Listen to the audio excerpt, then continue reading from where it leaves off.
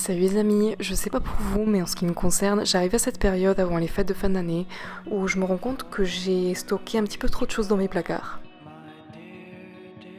Du coup, toute la semaine, j'ai décidé de faire une recette par jour avec ce que j'avais dans mes fonds de placard et également ce qui arrivait à la date limite dans mon réfrigérateur pour épurer tout ça.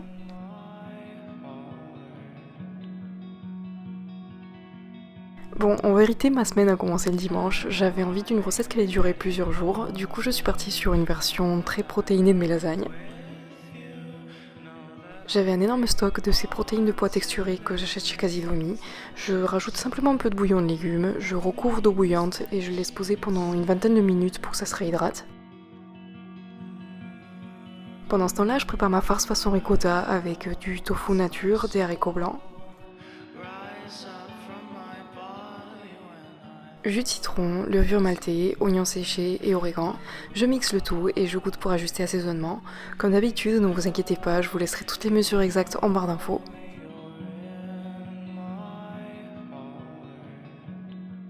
J'ai aussi préparé une béchamel végétale vu que j'avais besoin de faire des tests pour les recettes de Noël. Dans une casserole à feu moyen, j'ai placé de l'huile d'olive, un peu de farine et j'ai fait cuire environ une minute. J'ajoute petit à petit, tout en fouettant, le lait de soja non sucré en essayant de ne pas en mettre partout. Quand tout est bien incorporé, je sale et je poivre généreusement. J'ajoute aussi du bouillon de légumes pour donner du goût. Une fois que c'est bien homogène, je passe à la spatule en bois et je laisse cuire pendant environ 10 minutes à feu moyen doux. Je mélange quand même assez souvent pour éviter que ça colle au fond. Après un peu plus de 10 minutes, j'ai obtenu la texture que je souhaitais et ça c'est optionnel mais j'aime bien ajouter de la levure maltée. Ça donne cette touche corsée que j'adore qui rappelle le goût du fromage.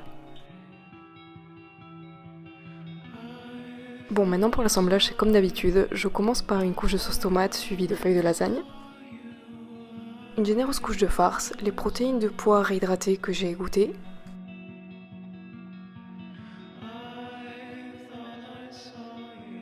je répète la même opération jusqu'à arriver à la dernière couche où je mets pas de protéines de pois. À la place, j'étale une généreuse couche de ma béchamel. J'enfourne à 180 degrés pendant 50 minutes et voici le résultat qui est pas très photogénique, mais ça nous a fait les repas déjà tout prêts pour le début de la semaine et c'était délicieux.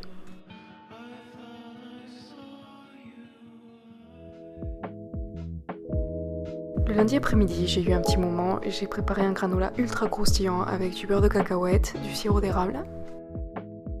On peut le parfumer comme on souhaite. Moi j'ai choisi de la vanille, de l'arôme caramel que j'avais dans le placard, de la cannelle et une pointe de fleur de sel.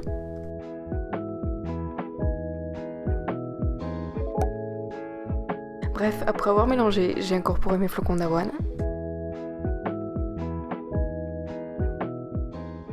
Je distribue ma pâte sur une plaque de cuisson anti-adhésive et c'est parti pour une cuisson au four à 160 degrés entre 15 et 20 minutes.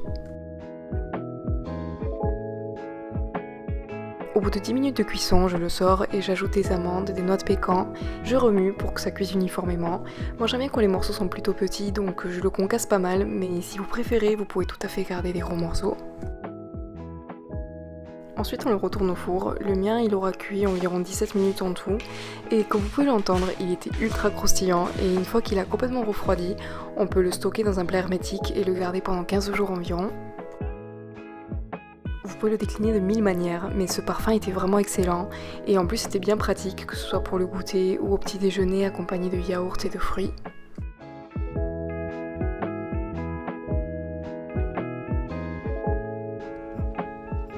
Le mardi, j'ai préparé un plat qu'on appelle le spaghetti du pauvre, parce que à la place du parmesan, on utilise de la chapelure croustillante, et personnellement, j'ai toujours adoré ce plat simple et réconfortant. Évidemment, on aura besoin de chapelure, on peut se servir de celle qui est déjà toute prête. Moi j'avais cette baguette dans ma cuisine qui était rassie, donc je l'ai mixée. Ça m'a fait quand même pas mal de quantité, donc j'en ai congelé la plupart, et j'ai gardé environ 5 cuillères à soupe.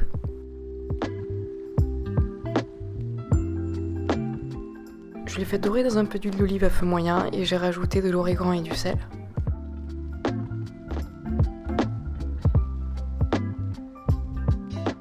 Une fois que c'était bien doré et croustillant, j'ai réservé et ensuite j'ai coupé 2 échalotes en petits cubes. J'ai également haché 2 gousses d'ail très grossièrement. Je m'en sers uniquement pour parfumer, mais si vous voulez quelque chose de beaucoup plus prononcé en ail, il suffira de les couper finement.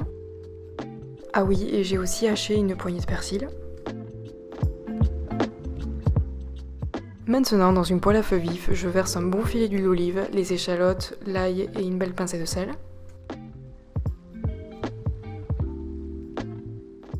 Quand les échalotes deviennent translucides, j'ajoute le persil et je poursuis la cuisson.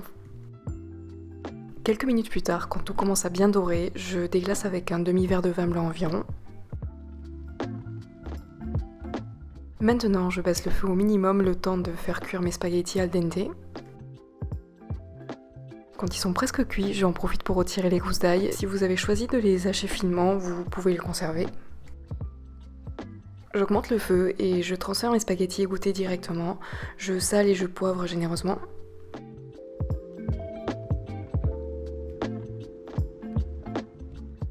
Je n'ai plus qu'à les servir avec la chapelure, du persil et ça c'est très important pour moi, un bon filet de jus de citron. C'est quelque chose de tellement simple, mais en même temps le goût et la texture sont incroyables. Le mercredi à la base j'étais partie pour faire mes brownies au haricot noir et puis finalement j'avais pas mal de yaourt à la grecque végétal dans le frigo qu'il fallait absolument que j'utilise et pour cette recette j'ai eu besoin de 130 g de farine de blé, 80 g de chocolat noir, 250 g de yaourt végétal, là j'ai utilisé le grec de la marque Sojasun. Il se trouve que là je n'avais plus d'huile neutre, habituellement j'en mets toujours dans cette recette et si ça vous intéresse je vous laisserai les 2 versions écrites en barre d'infos.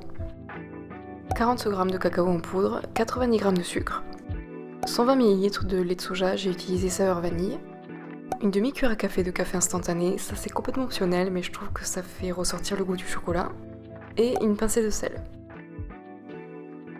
On commence par faire fondre le chocolat au bain-marie au micro-ondes. Ensuite, on peut le mélanger avec le sucre, le yaourt et l'huile si vous en utilisez. Une fois que c'est bien homogène, je tamise la farine, le cacao, le café et j'ajoute aussi la pincée de sel.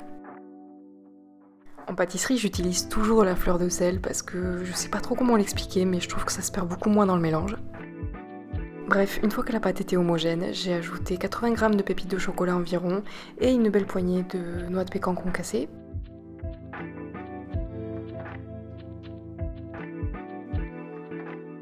Je verse le tout dans un moule recouvert de papier sulfurisé. Pour info, le mien mesure 20 cm par 20.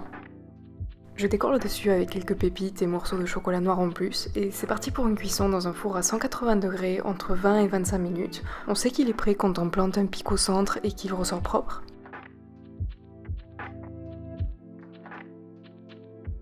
Je l'ai laissé refroidir complètement avant de le couper, et franchement même sans huile, le résultat était bluffant, ils étaient hyper moelleux et fondants.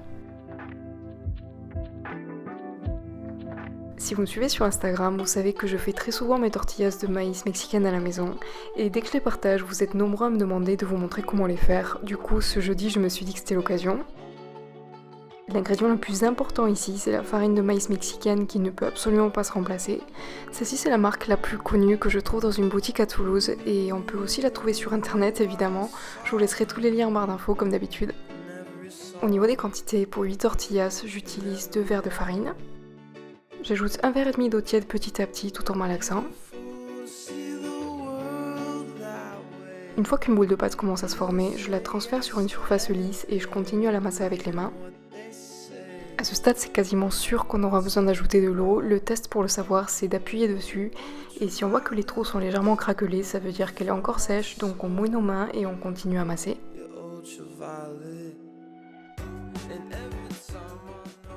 On répète cette opération plusieurs fois si c'est nécessaire et on sait que c'est prêt quand on appuie dessus et que ça fait comme de la pâte à modeler, ça craquelle pas du tout comme ceci.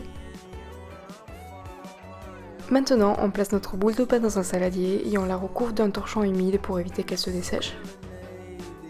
Pour les former, moi j'utilise cette presse que j'ai achetée lors de mon dernier voyage au Mexique, que vous pouvez également trouver sur internet. On peut aussi faire ça avec un rouleau à pâtisserie, mais honnêtement moi j'ai jamais obtenu des super résultats avec. Bref, je dépose une boule de pâte au centre de la presse, recouverte d'un morceau de sac congélation que je réutilise à chaque fois. Je recouvre d'un deuxième morceau et j'appuie une première fois. Je la recentre et je finis de l'aplatir avant de la décoller délicatement comme ceci. Je la place directement dans une poêle à crêpes à feu vif entre 30 et 40 secondes de chaque côté. Une fois qu'elle a cuit des deux côtés, je la retourne une dernière fois et j'appuie délicatement dessus pour l'aider à gonfler quelques secondes. Dès qu'elle termine de cuire, on l'enveloppe dans un torchon propre pour qu'elle reste bien moelleuse et on répète l'opération avec toutes les tortillas. Le résultat doit être bien souple comme ceci, et si c'est pas le cas, ça veut dire que vous les faites certainement cuire un peu trop. Si vous les consommez pas toutes le jour même, il suffit juste de les laisser respirer sur un torchon pendant 1 heure, et ensuite de les ranger dans un sac plastique bien fermé au réfrigérateur. Ensuite, il suffit juste de les réhydrater avec un petit peu d'eau et de les faire chauffer à la poêle. Ce soir-là, c'est ce que j'ai fait avec les tortillas du matin. Ensuite, je les ai garnies avec du fromage, c'est ce qu'on appelle des quesadillas au Mexique. Inutile de préciser que c'était du fromage végétal, évidemment. J'ai utilisé celui-ci qui se conserve très longtemps et que j'avais au réfrigérateur. J'ai aussi mis des haricots noirs pour la touche protéinée.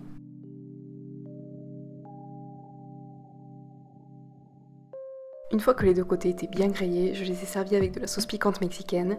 Et voilà, c'était délicieux comme d'habitude. Pour ce dernier jour de la semaine, j'ai préparé un dessert pour le lendemain vu que mes beaux-parents venaient dîner à la maison. Il s'agit de mon liégeois que je vous ai déjà montré, mais je trouvais que c'était la recette parfaite parce que j'avais tous les ingrédients dans mon placard. Pour la crème au chocolat, j'utilise ce tofu soyeux qui n'a pas besoin d'être au frais et qui est mon préféré. Je le mixe avec 2 cuillères à soupe de sirop d'agave et une fois que c'est bien lisse, je vais incorporer mon chocolat fondu. Ah, et j'ai oublié de le montrer, mais cette fois-ci j'ai rajouté un peu de l'arôme caramel de tout à l'heure. Vous pouvez aussi mettre de l'extrait d'amande amère ou tout simplement laisser comme ça, c'est très bon aussi. Une fois qu'on obtient une crème bien homogène et onctueuse, on peut la diviser en 4 parts.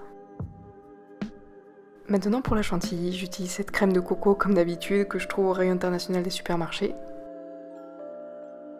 C'est très important qu'elle soit bien froide au moment de la fouetter et une fois que ça commence à prendre, on peut rajouter le sucre vanillé. Je termine par incorporer un peu de pépites de chocolat pour le côté croquant et j'ai plus qu'à la dresser par-dessus.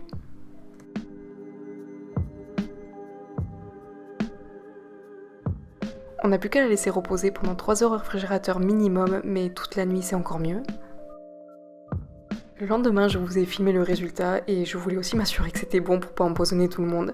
Et comme d'habitude, c'était très léger, onctueux et j'ai beaucoup apprécié ce goût discret de caramel. Donc voilà les amis, c'était tout pour aujourd'hui. En tout cas, j'espère que ces idées vous ont plu. Et si vous les refaites, n'hésitez pas à prendre une photo et à me l'envoyer sur mes réseaux sociaux. Je vous fais des bisous et je vous dis à très vite. Ciao!